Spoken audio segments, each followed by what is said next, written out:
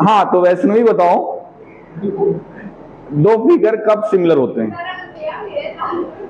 हाँ, वो अनुप्रिया का भी नंबर आएगा, लेकिन पहले तुम बताओ।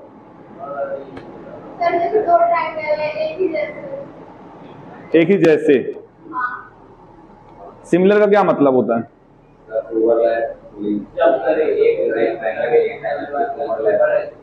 देखो, दो ट्राइंगल हम सिमिलर कब कहेंगे? Basically two triangles are similar कब? जब उन दोनों को हम एक दूसरे के ऊपर रखें, वो एग्जैक्टली फिट ना हो। अच्छा, फिट हो भी सकता है।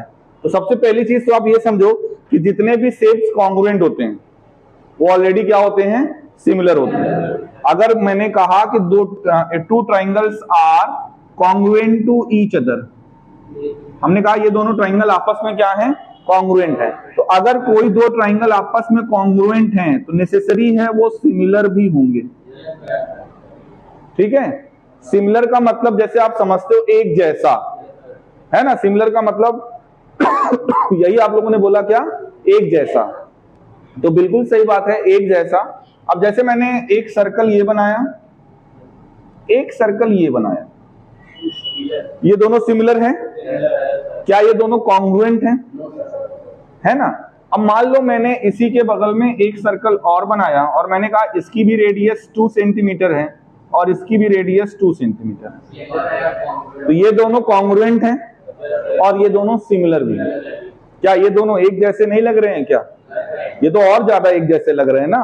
तो कहने का मतलब अगर कॉन्ग्रुएंट है तो सिमिलर तो है ही, ठीक है, लेकिन अगर कॉन्ग्रुएंट नहीं है तो भी सिमिलर हो सकता है।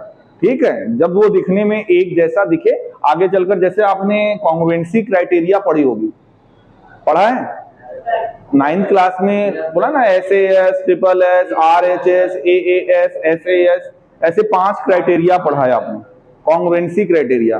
तो यहां पर आगे चलकर हम लोग सिमिलरिटी क्राइटेरिया भी पढ़ेंगे। बेसिकली पहले ये चैप्टर पिछले 2 सालों में, 2 साल के पहले की अगर मैं बात करूं तो ये चैप्टर बहुत डिफिकल्ट हुआ करता था, क्योंकि इसमें केवल सिमिलरिटी तक ही नहीं था, बहुत आगे भी था। लेकिन पिछले 2 साल से CBSE ने बहुत सारी चीजें इसमें से हटा दी हैं, अच्छी अच्छी चीजें भी हटा दी हैं। तो अब जो हमारे पास सिलेबस है वो बहुत लिमिटेड है। हमारे पास जो सिलेबस है वो बहुत लिमिटेड है। बेसिकली आपको इस पूरे चैप्टर में 2 चीज पढ़नी। एक है बेसिक प्रोपोर्शनैलिटी थ्योरम, जिसको हम थेल्स थ्योरम के नाम से भी जानते हैं। थ्योरम का क्या नाम है? बेसिक प्रोपोर्शनैलिटी थ्योरम, जिसको हम थेल्स थ्योरम के नाम से भी जानते हैं। और दूसरा है सिमिलरिटी क्राइटेरिया। जैसे अभी कॉन्ग्रुएंसी क्राइटेरिया लास्ट ईयर आपने पढ़ा क्या? ट्राइंगल में कॉन्ग्रुएंट ही तो दिखाना आपने पढ़ा ना, कि ये दो ट्राइंगल कॉन्ग्रुएंट हैं, कैसे कॉन्ग्रुएंट होंगे, तो CPCT लगता था, यही सब तो आपने पढ़ा। तो एक सिमिलरिटी का पार्ट हमें पढ़ना है और एक बेसिक प्रोपोर्शनैलिटी थ्योरम के बारे में पढ़ना। तो आज हम लोग पढ़ेंगे बेसिक प्रोपोर्शनैलिटी थ्योरम। और सबसे इंपॉर्टेंट चीज जो मैं कहने जा रहा हूं वो ये है कि जैसा कि आपने चैप्टर नंबर 1 में सुना था, मैंने बताया भी था कि एक कॉन्सेप्ट या एक टॉपिक ऐसा है जो 110% श्योर है बोर्ड में आपको मिलेगा, चाहे आप बेसिक मैथ लो चाहे स्टैंडर्ड मैथ लो। वो था प्रूफ ऑफ इरेशनैलिटी। आपको हर एक पेपर में वो देखने को मिलेगा, 2 नंबर या 3 नंबर, इस रेंज में वो हमेशा मिलेगा आपको, ये श्योर है। उसी तरह से ये भी श्योर है कि ये क्वेश्चन, मतलब जो थ्योरम अभी हम करने जा रहे हैं उस थ्योरम का प्रूफ कितने नंबर में? 5 नंबर। एक लॉन्ग आपका क्लियर है 110%। आपके पूरे 10th क्लास के CBSE के सिलेबस में केवल 2 ही थ्योरम है प्रूफ वाली। एक चैप्टर नंबर 6 में ये है और एक चैप्टर नंबर 10 में सर्कल पर है। मतलब कि एक्सटर्नल पॉइंट से 2 टेंजेंट हम ड्रॉ करें तो उनकी लेंथ इक्वल होती है, मतलब वो हम लोग सर्कल में पढ़ेंगे। केवल पूरे सिलेबस में 2 ही थ्योरम है जिसका प्रूफ है, मतलब हमें करना है अपने सिलेबस पे। तो कई पेपरों में तो दोनों पूछ लिया जाता है, लेकिन ये वाला तो मस्ट, क्योंकि वो वाला प्रूफ सर्कल का बहुत आसान है, तो उसकी 2 से 3 नंबर से ज्यादा उसकी वैल्यू नहीं है।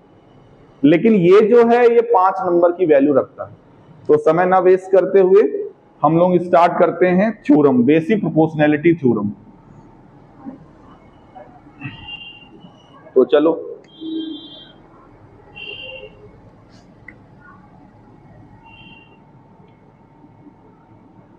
बेसिक प्रोपोर्शनैलिटी थ्योरम, या फिर इसको हम थेल्स थ्योरम के नाम से भी जानते हैं। ठीक है, इसको हम लोग, अच्छा प्रोपोर्शन देखो आर है सच में, हाँ ठीक, तो बेसिक प्रोपोर्शनैलिटी थ्योरम बोलते हैं, या फिर इसको थेल्स थ्योरम के नाम से भी जाना जाता है। क्वेश्चन पेपर में दो तरह से क्वेश्चन आएंगे बोर्ड में, क्लियर अपने आप में क्लियर रहो। एक तो ये आ सकता है कि जो भी थ्योरम का स्टेटमेंट है वो पेपर में लिखा रहेगा, आपको प्रूफ करना पड़ेगा। दूसरा सीधा सीधा ऐसे लिख देता है state and proof BPT, state and proof Thales theorem, state and proof basic proportionality theorem. उसका ये मतलब हुआ कि आपको स्टेटमेंट भी लिखना है और उसका प्रूफ भी लिखना है। तो जो अभी मैं स्टेटमेंट लिखवाने जा रहा हूं वो स्टेटमेंट आपको टू द लाइन आपको याद होना चाहिए, क्योंकि पेपर में स्टेटमेंट भी पूछा जा सकता है, स्टेटमेंट विद प्रूफ भी पूछा जा सकता है, स्टेटमेंट विदाउट प्रूफ, केवल प्रूफ पूछा जाएगा, स्टेटमेंट ना पूछा जाए, स्टेटमेंट दिया रहे, ऐसा भी हो सकता है। आएगा ये पेपर में, ये श्योर है, एकदम 110% श्योर। तो अब समय ना वेस्ट करते हुए इसका स्टेटमेंट लिखिए, सभी लोग लिखिए इसका statement.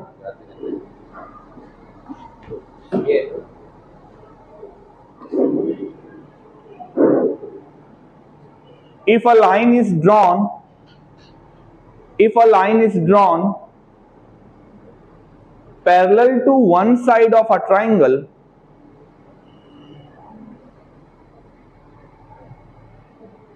if a line is drawn parallel to one side of a triangle to intersect the to intersect the other two sides, to intersect the other two sides in distinct points, comma,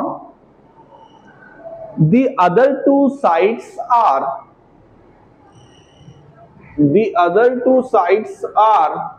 divided in the same ratio,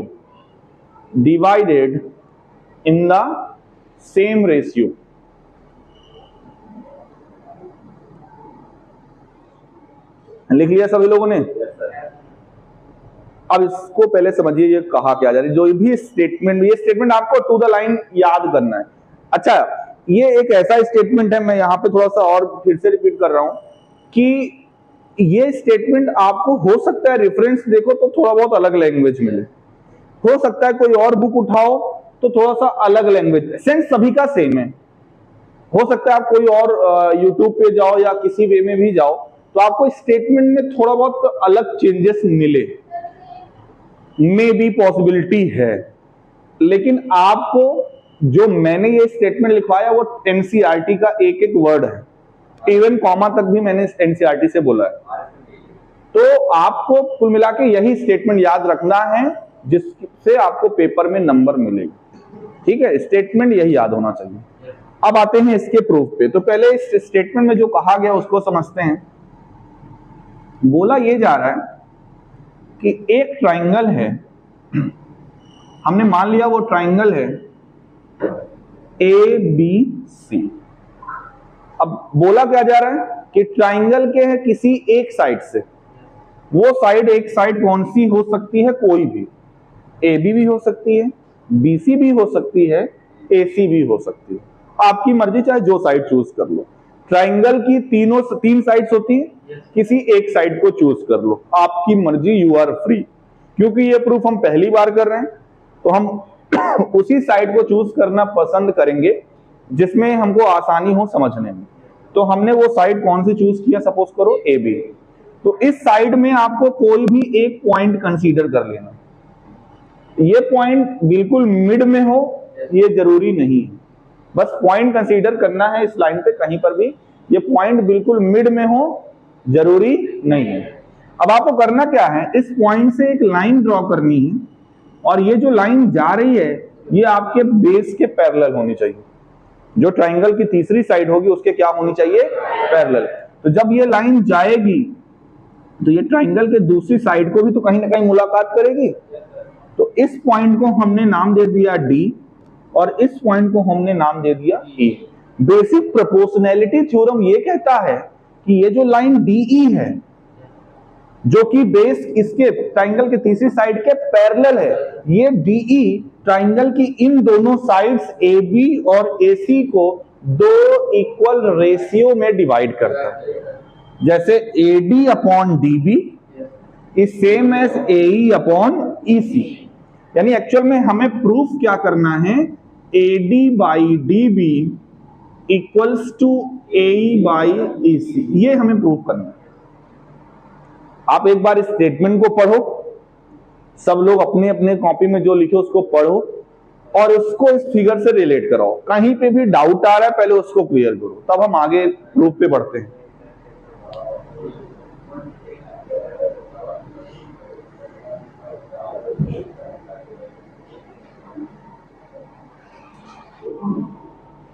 कोई दिक्कत समझ में आया? Okay. अब जब किसी theorem का हम प्रूफ स्टार्ट करते हैं तो उसके कुछ स्टेप्स होते हैं जो जिनको हमें फॉलो करना होता है। पहला ये व्हाट इज गिवन, तो पहले लिखेंगे हमें गिवन क्या है। गिवन है एक ट्राइंगल जिसको हमने क्या नाम दिया है, एबीसी। साथ ही साथ एक और चीज गिवन है कि जो डीई साइड है it is parallel to BC, ये हमारे लिए गिवन है। फिर गिवन के बाद जो अगला स्टेप होता है what we have to prove, हमें प्रूव क्या करना है, हमें प्रूव ये करना है क्या, A D upon D B equals to A E upon E C, ये हमें प्रूव करना है। ठीक है, हमें क्या प्रूव करना है, A D by D B equals to A E by E C, ये हमें प्रूव करना है। अच्छा, गिवन हो गया, क्या प्रूव करना है ये भी पता चल गया। अब प्रूफ के लिए कभी कभी कुछ जगहों पर रिक्वायरमेंट होती है कंस्ट्रक्शन की, तो यहां पर भी कुछ कंस्ट्रक्शंस की रिक्वायरमेंट है। तो हम यहां पर क्या लिखने जा रहे हैं, कंस्ट्रक्शन। कंस्ट्रक्शन और क्या कंस्ट्रक्शन करने जा रहे हैं वो ध्यान से देखिएगा। कंस्ट्रक्शन ये है कि आप इस सी से डी को ज्वाइन करो। जब कभी भी कंस्ट्रक्शन करते हैं तो हमेशा डॉटेड लाइन से ड्रॉ करते हैं। इसी तरह बी से ई को ज्वाइन करो। ठीक है, एक परपेंडिकुलर आपको ड्रॉ करना पड़ेगा डी से ए ई पर और एक परपेंडिकुलर ड्रॉ करना पड़ेगा ई से ए डी पर। इसको आप नाम कुछ भी दे दो, इसको एम दे दो और इस पॉइंट को एन नाम दे दो। अब जो कंस्ट्रक्शन किया उसको आपको लिखना है ना, हमने जो काम किया उसको लिखना है। क्या क्या काम किया है, ज्वाइन, बेरोजगारी के दौर पे हम लोग नौकरी देने का काम कर रहे हैं, ज्वाइन करा रहे हैं किसको, सीडी और बीई को। सीडी और बी को हमने ज्वाइन करा दिया। ठीक है, उसके बाद ये नीचे का कंस्ट्रक्शन हमने लिख दिया। फिर क्या किया, EM perpendicular to AD, draw EM which is perpendicular to AD and एक और काम किया है, DN is perpendicular to AE। DN किस पे परपेंडिकुलर है, AE पर, और EM किस पे परपेंडिकुलर है, AD पर। गिवन था ये, प्रूफ करना है ये, जो कंस्ट्रक्शन किया उसको हमने लिख दिया। अब हमारा काम है प्रूफ। तो पहले आप इतना नोट करिए फिर प्रूफ को समझिए।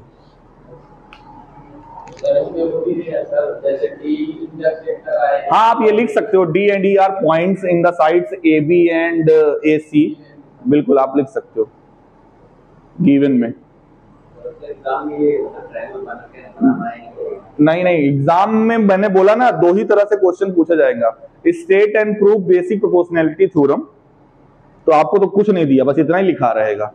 दूसरा ये कि ये स्टेटमेंट जो आपने लिखा है वो लिखा रहेगा, बाकी सारा काम आपको अपने से करना पड़ेगा। तो आपको हर तरह से प्रिपेयर रहना है। जब कोई चीज एकदम मैं गारंटी से सॉलिड बोल रहा हूँ कि आएगा ही आएगा, तो आप उसको हर तरीके से चाहे समझ के, रट के, चाहे जैसे तैयार रखो। ओवरऑल 80 नंबर के पेपर में 30 से लेकर 35 नंबर ऐसे हैं जिनकी मैं गारंटी लेता हूं वो आएगा। तो मतलब उसको आप चाहो, अब तो उसको भी नहीं रट पाते तो क्या करें, चाहो तो आप 40 नंबर 30 नंबर तो आपके हाथ में है।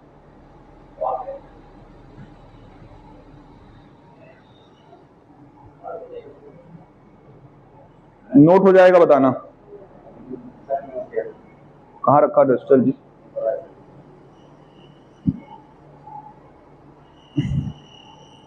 इधर प्रूफ कर दूं, इधर आ रहा है फ्रेम में, इधर चलो इधर करते हैं।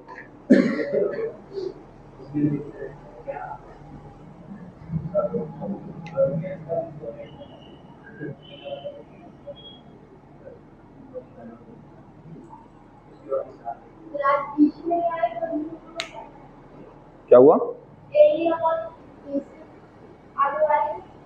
अच्छा ईसी, कोई बात नहीं, उसको हम याद दिलाएंगे इस माध्यम से ना, यूट्यूब के माध्यम से। ईसी नहीं आई तो ईसी यहाँ पर तो है।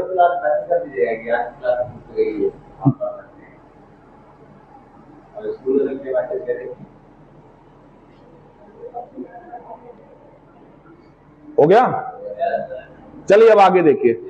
गिवन का काम हो गया, क्या गिवन था, क्या प्रूफ करना है, क्या कंस्ट्रक्शन हमने किया। अब मेन स्टेप आता है प्रूफ। प्रूफ में देखें, आपको एक बार ये वाली साइड कंसीडर करना है यानी कि ए बी, और एक बार आपको ए सी कंसीडर करना है। फिलहाल अभी मैं ए बी को कंसीडर करने जा रहा हूं। अच्छा, क्यों ऐसा कर रहे हैं? क्योंकि जो हमें प्रूफ करना है, जरा देखो A D D B, A D ये इस साइड है कि नहीं, और ए सी ये इस साइड है। तो अभी हम इस साइड को कंसीडर करने जा रहे हैं। तो मैं लिख के आ रहा हूं, from figure area of triangle A D E triangle का एरिया चाहिए। ट्राइंगल का एरिया होता है half into base into height. तो हम यहां पे लिख रहे हैं हाफ, बेस को मैं लिख रहा हूं ए डी, बेस मैं किसको मान रहा हूं, इसको, ठीक। तो हाइट क्या होगी, जो एडी पर परपेंडिकुलर यानी कि ईएम। कोई दिक्कत? इसी तरह से एरिया ऑफ ट्राइंगल बीडीई, दिख रहा है ट्राइंगल? देखो इधर एडी था, इधर बीडी था बेस, तो एक ट्राइंगल एडीई बन रहा है। एक ट्राइंगल ध्यान से देखो बीडीई, ये डॉटेड वाली लाइन को भी ले लो, तो बीडीई भी एक ट्राइंगल है। तो एक बार बीडी कंसीडर हो जा रहा है, एक बार एडी हो गया, तो ये साइड कवर हो गई कि नहीं? तो इस ट्राइंगल का एरिया चाहिए बीडीई का, तो half into BD into EM. ये थोड़ा सा आपको समझना पड़ेगा। ईएम जो है वो इस ट्राइंगल के लिए परपेंडिकुलर। अब कहोगे सर ईएम तो इसमें कहीं अंदर है ही नहीं, है क्या अंदर? लेकिन हम इसके लिए परपेंडिकुलर किसको मान रहे हैं, उसके लिए आपको इस लॉजिक को समझना पड़ेगा। जैसे मैंने ये एक ट्राइंगल बनाया, मान लो इसका मैंने नाम दे दिया ए बी सी, मुझे इसका एरिया चाहिए और बेस में बीसी को लेना चाहता हूं। तो आप कहोगे सर हाफ इंटू बेस ले लीजिए बीसी। अब हाइट लेना है, हाइट आपके पास क्या है, नहीं है। तो क्या करते हैं, ये जो वर्टेक्स ए है इससे आप क्या ड्रॉ करोगे, परपेंडिकुलर, और बीसी को थोड़ा सा क्या करोगे, आगे बढ़ाओगे। मान लो इसका नाम दे दिया डी, तो यहां पर क्या लिखोगे, एडी। मतलब बेस बीडी नहीं काउंट होगा। आप में से कोई बोल सकता था सर अगर आप हाइट ईएम ले रहे हैं तो बेस बीडी नहीं बीएम लीजिए, लेकिन हम ट्राइंगल कौन सा ले रहे हैं, ट्राइंगल कौन सा ले रहे हैं, बीडीई। ट्राइंगल कौन सा ले रहे हैं, बीडीई। तो बेस हमारे लिए बीडी होगा ना कि बीएम होगा, बेस हमारे लिए बीडी होगा ना कि बीएम होगा। जस्ट लाइक ये ऑब्ट्यूज एंगल ट्राइंगल है। कैसा ट्राइंगल है, ऑब्ट्यूज एंगल ट्राइंगल है। तो इसका एरिया हमें चाहिए, तो half into base into height. तो हाफ बेस हमने क्या ले लिया, बीसी, और हाइट क्या है, एडी। तो इसी तरह से यहां पर ये जो ट्राइंगल है कौन सा, ये वाला बीडीई, तो इसका एरिया क्या लिखेंगे, हाफ बेस हमने BD लिया, इस बेस पर कौन परपेंडिकुलर है, ये EM परपेंडिकुलर है कि नहीं, तो यहां पर आगे क्या लिखेंगे, EM। इसको इक्वेशन नंबर फर्स्ट मान लो, इसको इक्वेशन नंबर सेकंड मान लो, इक्वेशन नंबर 1 और 2 को डिवाइड करो। तो डिवाइड करोगे तो LHS में लिखा जाएगा area of triangle ADE upon area of triangle BDE is equals to, देखो जब अपॉन करेंगे तो हाफ हाफ कट जाएगा, EM कट जाएगा, बचेगा क्या, AD अपॉन, इसको मान लो इक्वेशन नंबर, कोई दिक्कत। अच्छा, जो काम यहां पर किए हैं इधर, अभी देखो इधर वाली साइड से हमें कोई मतलब नहीं था, हमने एक बार AD को बेस लिया था, एक बार BD को, अब हमारा वही काम हमें रिपीट करना है लेकिन इस साइड पे, एक बार बेस AE लेंगे, एक बार बेस EC लेंगे, ठीक है।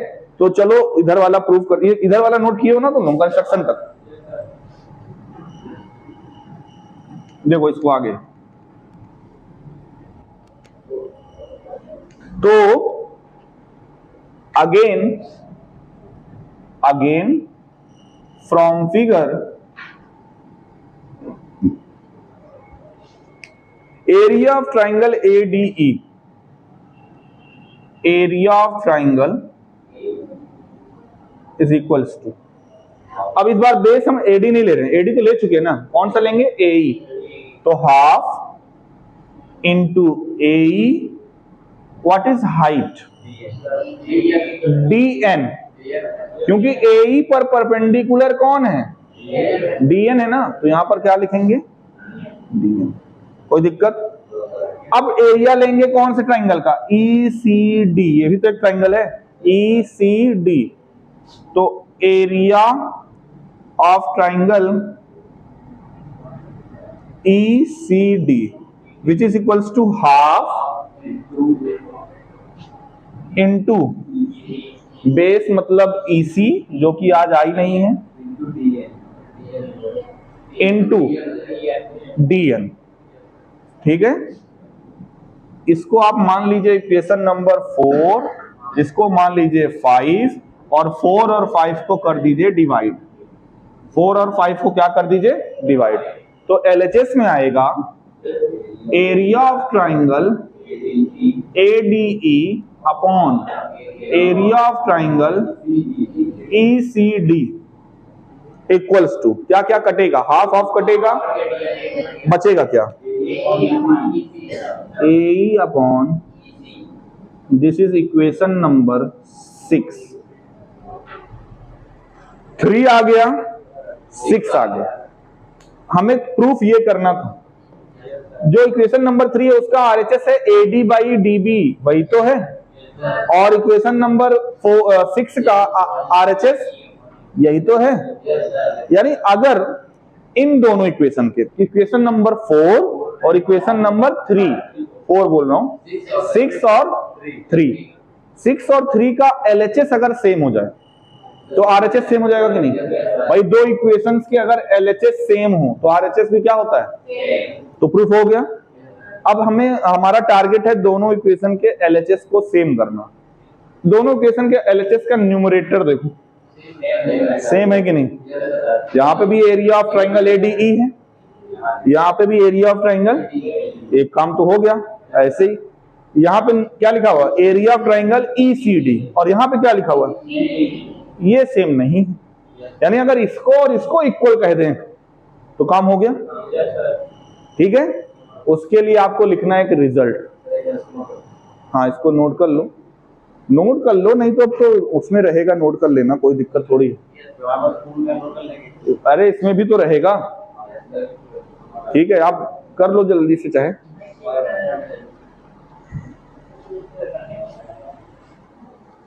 कर लो, हम इंक ही डाल लें तब तक।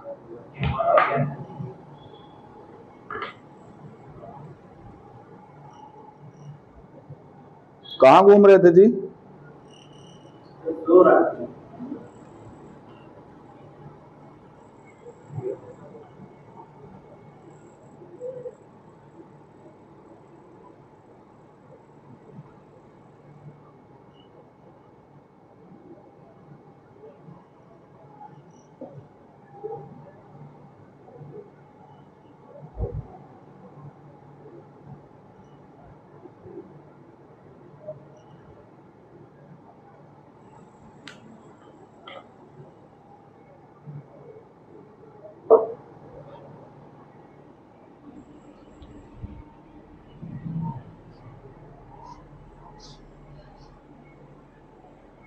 नोट हो गया?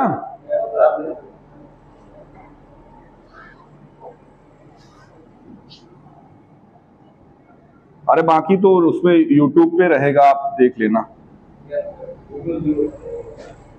हो गया? अच्छा, इधर हो गया नोट?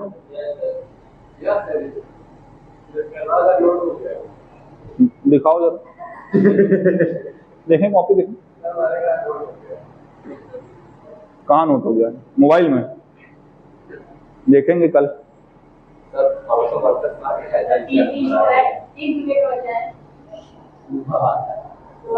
हाँ, अभी तो उधारी चल रहे हो।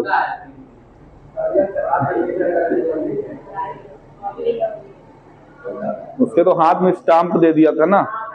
हाँ,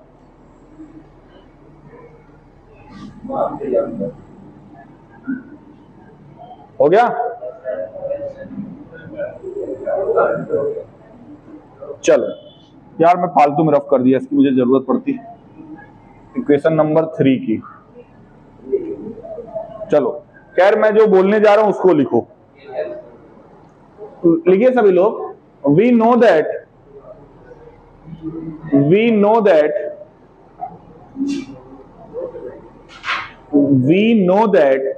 area of two triangles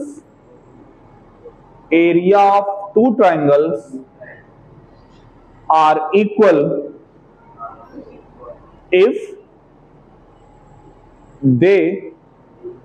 if they are lie between same base and same parallel. बस, we know that area of two triangles are equal if they are lie between same base and same parallel. अब इसका पहले मतलब समझिए। ये जो मैंने लिखवाया है उसमें अभी बहुत लोगों को आप में से समझ में नहीं आया होगा। इसका मतलब ये है, मान लो एक लाइन ये है और एक लाइन ये है, और ये दोनों क्या है? पैरेलल। ये इंफॉर्मेशन मैंने आपको दे दी कि ये दोनों क्या हैं। अब ध्यान से देखना, एक ये ट्राइंगल बना,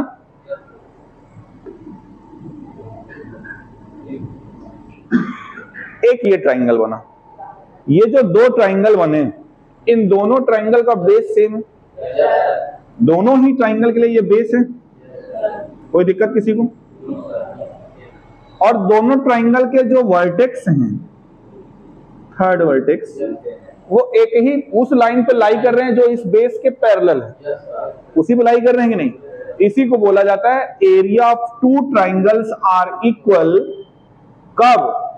if they are lie between same base and same parallel.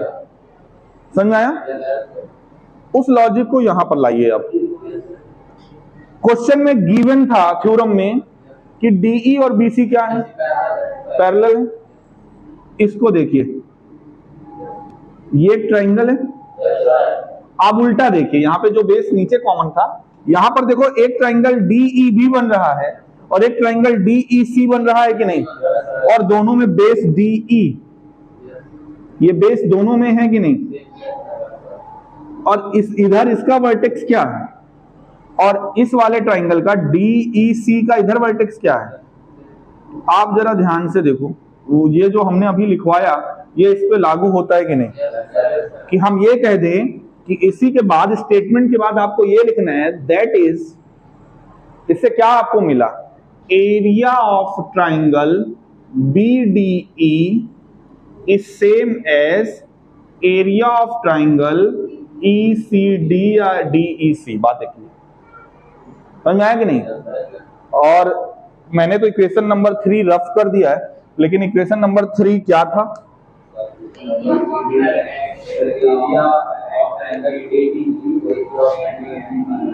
Area of triangle ADE upon area of triangle BDE is equals to AD upon BD या DB। यही था इक्वेशन नंबर 3। हमने क्या कहा था अभी थोड़ी देर पहले? हम थर्ड और सिक्स्थ इक्वेशन के LHS को इक्वल करना चाहते हैं।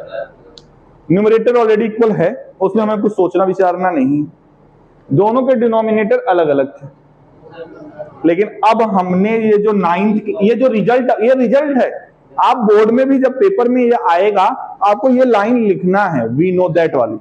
आपको इसका प्रूफ नहीं करना, ये प्रूफ 9th में जिसको देखना होगा क्वाड्रिलेटरल में मिलेगा आपको, ठीक है, लेकिन इसका प्रूफ आपको करना नहीं है पेपर में। ये लाइन लिखेंगे उसके बाद आपको ये मिल जाएगा जिसकी हमें बहुत जरूरत थी। मिल गया? अब इसको लिखेंगे बाई इक्वेशन नंबर 6, या 6 आपका क्या हो जाएगा, देखो area of triangle ADE upon area of triangle. यहां पर ECD था, मैं ECD नहीं लिखना चाहता, मैं ECD को BDE लिख दूं, कोई दिक्कत, क्योंकि दोनों सेम है। BDE equals to AE upon equation number इसको 7 मान लो। अब 3 और 7 बाई 3 एंड 7 दोनों के LHS सेम है कि नहीं? तो दोनों के RHS भी। We get AD upon DB, BD लिखो, DB बात एक ही है, is equals to AE। This proves the theorem, hence proved.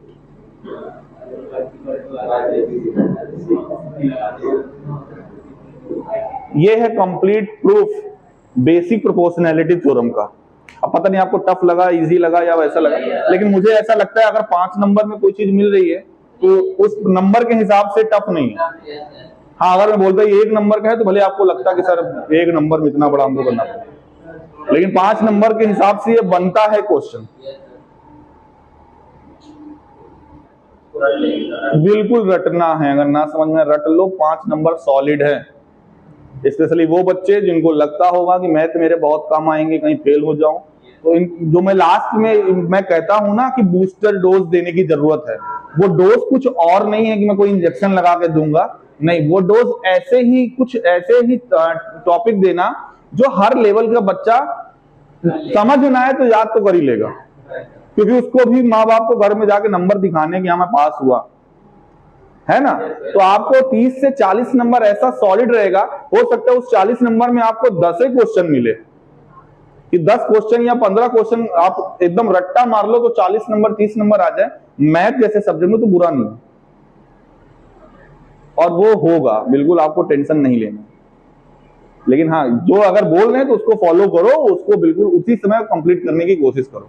ये मत सोचो कि यहां पर कुछ बच्चों की आदत होती, मैंने बोल दिया ना कि यहां पर ऐसे डालेंगे, वेरी वेरी इंपॉर्टेंट, अब ऐसे डाल लिए, पता चला भाई बहन भी आए अगले साल, वो भी देखेंगे अरे वेरी वेरी इंपॉर्टेंट लिखा है, तो उससे लिखने देखो उसकी बुक में लिखा ही है।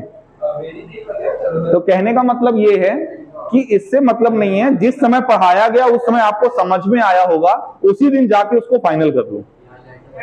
हाँ, आप सोचो कि इसको बोर्ड के पेपर के पहले हम रट के जाएंगे, तो पता चला अभी तो कुछ समझ में भी आया होगा, उसमें तो समझ में एको नहीं आएगा, सिर्फ रटना ही रटना रहेगा, और वही दिक्कत हो जाती है। ठीक है, नोट हो गया?